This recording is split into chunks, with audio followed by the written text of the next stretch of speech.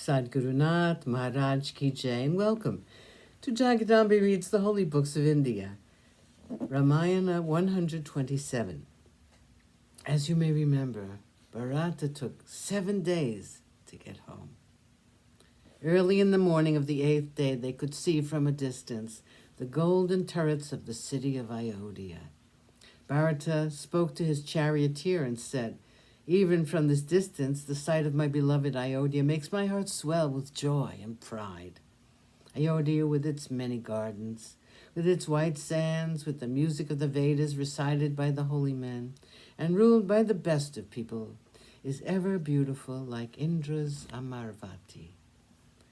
They came nearer and nearer, and soon they reached the gates of the city. Bharata seemed to be nonplussed by its unusual appearance. He said, "Strange, there seems to be no noise coming from the city, as though there are no people. The gardens seem as though they have not been used since a long time. There is not to be heard the noises made of chariots or passers-by in the street. Looks more like a desolate forest than a city to me. The perfume of the city would always greet one who entered it, and I miss it now. What about the music of the trumpets, bugles, venas, and other instruments?" Bharata looked around him in puzzled wonder and said, "Bad omens greet me when I enter the city. I'm afraid, very much afraid, that something terrible has happened to me." Bharata entered the city by the beautiful gateway by name Vijayanta. The doorkeeper stood up and greeted him with the usual Jaya Vijayi Bhava. Bharata looked around, and it seemed to him that the people were weeping and that the city was sunk in sorrow. He hurried towards the palace of the king. Jumping down from the chariot, he rushed inside. The king was not in his chamber. Bharata was disappointed that he could not meet him as soon as he had arrived in Ayodhya. He decided that his father was certain to be found in the apartments of his mother, Keiki. He went there. Keiki heard him coming, and rising gladly up from her couch, she rushed to meet him and welcome him.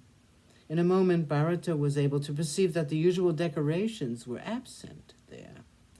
He prostrated before his mother and clasped her feet in his hands. She raised him, and after embracing him, asked him about the welfare of her father and brother. Bharata replied that they were in the best of health. He added, "Mother, messengers came from Ayodhya to Rajagriha, told me that I was wanted here. To obey the king's behest and the command of my guru, I hurried here. From the moment I arrived in Ayodhya, there seems to be sadness and nothing but sadness, which greets me. Wherever I look, the people seem to be unhappy. And as for this chamber of yours, why is your couch so empty? Father is usually to be found here, in your chamber on that couch. I'm eager and impatient to fall at his feet.